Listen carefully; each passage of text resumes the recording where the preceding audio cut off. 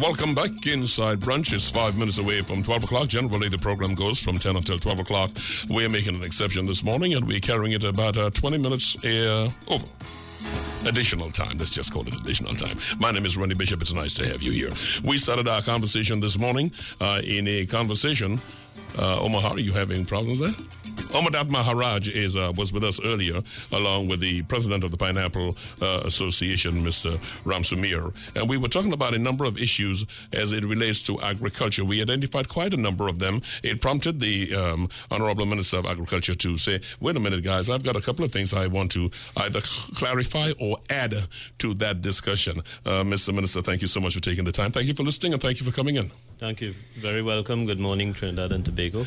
It is good to have you here. Some of the areas we dealt with was the question of what is happening from your ministry standpoint in 4 months. The fact that I think it is not lost on anybody. You and the AG, two of the ministers that we see every time, and folks believe, optics is very important, that these are the workers right now because you're interacting and you're moving out to areas and you're meeting with people. Some of the things you're hearing is some of the things we had articulated here this morning. It is still the general feeling that the issue of land is not being adequately addressed. The issue of structural infrastructure, irrigation, stuff like that. These are wonderful things, but equally important, Mr. Ramsamir, who is the president of the Pineapple Association, Pineapple Farmers Association, made the point that people are waiting for your lead and those who are working with you are not reaching out to the farmers. Let's start by asking you to respond to that. Well, I articulated in September for the country when I spoke on the 2015-2016 budget. I set out 3 priorities for the ministry. I was very clear at that time that I was not setting production targets in terms of the different sectors. I was very clear that I was not speaking about the food import bill. I found that too many ministers in the past have set targets for reduction of the food import bill without having a strategy or an approach to it. And at that time, having been in office for 2 or 3 weeks, I recognized 3 main issues in the ministry. One was the structure of the ministry and the fact that across the country, when I prepared the PNM's policy on agriculture, when I campaigned for the mayoral constituency and was part of the national platform, that the issues were well known. In fact, for maybe 50 or 60 years in the country, the issues have not changed, the priorities. But I felt that the ministry itself had not established a presence across the country where it brought a sense of confidence from farmers and fishermen and persons who use state lands. And I said that that would be the number 1 priority for the ministry. The second thing I've said that the agencies within the ministry, NAMDEVCO, the Agricultural Development Bank, the Cocoa Development Company, Seafood Industry Development Company, the Livestock Board, and the other agencies had not been aligned to the ministry or the government's policy. So I felt a lot of these state agencies were going out there, in some cases reinventing the wheel, in some cases doing things that were not aligned to government policy. And I had to take personal responsibility for governance within the ministry, firstly, being able to account to the taxpayers for the resources that we have in the ministry and how we use it. And secondly, being able to manage all the state companies in a way in which they are aligned to the ministry's policy and the government's policy. And the third area was the issue of people, where I felt 2 things. One, the ministry had lost its capacity to do work for farmers and fishermen and land users in this country.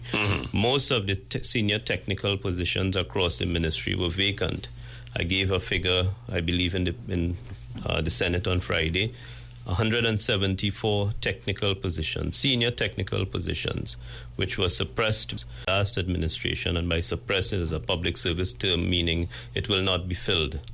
And to me, that over a period of time, and I'm not blaming a particular government or political party, but with the emphasis on oil and gas and services and manufacturing and some of those things, agriculture tends to be way down in terms of the priority, and that has been there for a long time. And every time the oil price or energy prices drop, we fall in love with agriculture again. But agriculture needs attention over a sustained period, and capacity building is critical. Some of the skills, for example, we have an issue in this country with the suitability of soils and the ability of the soils to support the type of cultivation that we would like to do. And the ministry lacks capacity in terms of soil research and the soil scientists that we require. In terms of data, the government took the position during the campaign that decision-making must be data-driven. And in a ministry like agriculture, where we often have a mismatch between demand and supply, we need real-time information. We need decision-making to be driven by data. If we, the agriculture is susceptible to periods of gluts and undersupply. And for that reason, consumers are always complaining about, high prices during particular periods. And if you don't have production data and demand data in order to match the two, then you have problems. So on the issue of people, I said that the ministry needs to develop its capacity, rebuild its technical capacity, but also on the issue of people.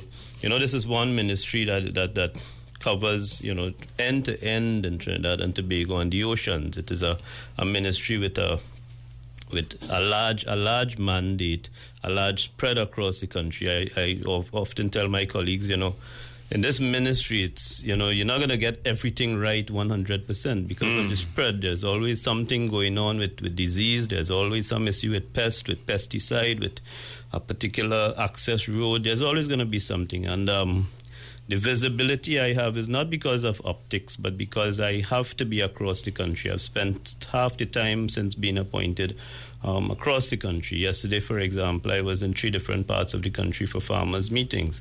And this morning, were it not for Rennie Bishop, I would not have been allowed out of my house. My wife is a big fan of yours, and she allowed me once my Sunday lunch was prepared. She allowed me out of the house. But the fact is that... Then we are all fortunate and happy that you allowed him out of the house. Thank you very much. The fact is that when I go on the road, I know maybe the 8 top issues in agriculture. But the fact is that when I go on the road, I see and hear things that I would not know, I would not ordinarily know. For example, I was in the Curep, what we call the old farm in Curep yesterday, where there's a long outstanding issues. When that farm was closed down, there are persons who worked on the farm, on the government farm, were allowed to remain in the houses, and it's been three decades now, and they have an issue with regularization. They would like to organize their lives and get tenure to. So if I did not go, I would not see the gravity of the situation. I was in central Trinidad and Freeport yesterday, where water has been a serious issue for the farmers down there, and with what we expect to be a more serious dry season. I went down there to see and hear for myself, and our engineering division was represented there, and again to get the parts of the ministry that need to work on these things, get them around with what was happening. So those are the priorities. We have to be patient. I just responded to a comment on Facebook. Clarence, you've been in office 5 months now, and what are you doing about these multiple issues? The fact is that it takes a while to reverse the sort of difficulties. And on the issue of land tenure, of course, it's the biggest issue. Yesterday in Central Trinidad, when I spoke, I said, during the lengthy Senate session we had on Friday into 3:20 Saturday morning, I went back to budget speeches from 2005, and as a newspaper columnist before, I would have, routinely read budget speeches from the 1980s and 1990s, and every budget speech, a segment on agriculture, says the same thing. It talks about land tenure, it talks about infrastructure, in particular access roads, drainage, water supply. It talks about removing that gap between the primary producer, the farmer, and the consumer, and removing the proliferation of middlemen. And today we see that the middlemen have actually taken command of the agriculture sector. The primary producers, the farmers, it's very rare that a farmer is selling directly to an end user. Very, very rare. And how do we reconcile this monopoly in the middle? I have said in the 1990s, we created in the NAMDEVCO, which replaced the Central Marketing Agency. And I'm old enough to remember. You may not be old enough to remember. Very kind of. He said something nice. How the Central Marketing Agency worked. But the Central Marketing Agency was a buyer and bought from farmers and then sold the produce. And NAMDEVCO was set up for a few things, but I'll tell you in particular, NAMDEVCO was set up to market agricultural commodities and be the voice and the advocate on behalf of the farmers. So NAMDEVCO, through establishing wholesale markets and retail markets, through establishing packaging and processing facilities, was supposed to be that body that represents the interests of farmers and establishes the relationship between the farmer and the supermarket trade, the farmer and the restaurants, the farmer and the consumer. Not just by taking the goods in bulk or creating facilities, wholesale market for the goods to be sold in bulk, but by creating other opportunities along the value chain for the farmer to get the maximum value.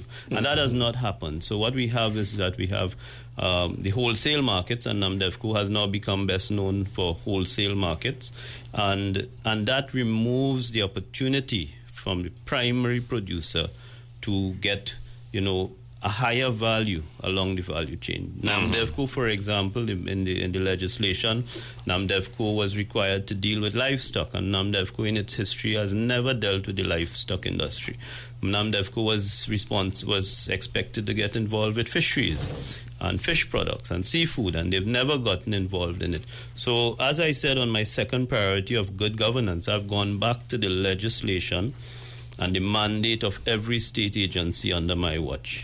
And I've said to the board, I've met with each board, I've attended the first board meeting of each board, and I've set into the minutes of the board meetings the mandate from the government. And the very first mandate is to do what the legislation that establishes you requires you to do. And in the case of NAMDEVCO, the government's policy for primary production in the country, agricultural production, is a farm-to-table policy, where food must move seamlessly from the farm and the fields, and in the case of livestock, from the stable, and in the case of fish, from the shores.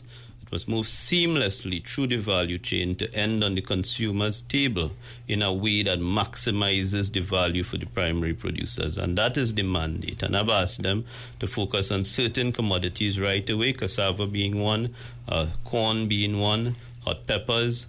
And as they go along and the board gets settled in, they would develop what they have to develop. We have, for example, the packing houses, which, well thought of idea. But one word was missed in the last administration's implementation of these packing houses, and that is the word small.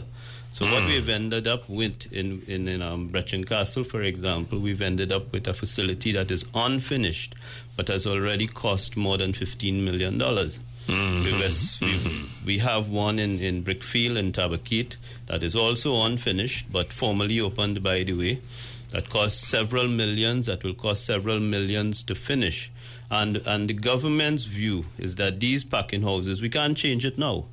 These packing houses were supposed to be smaller packing houses in certain communities. Rio Claro was supposed to be one. Rio Claro does not have one.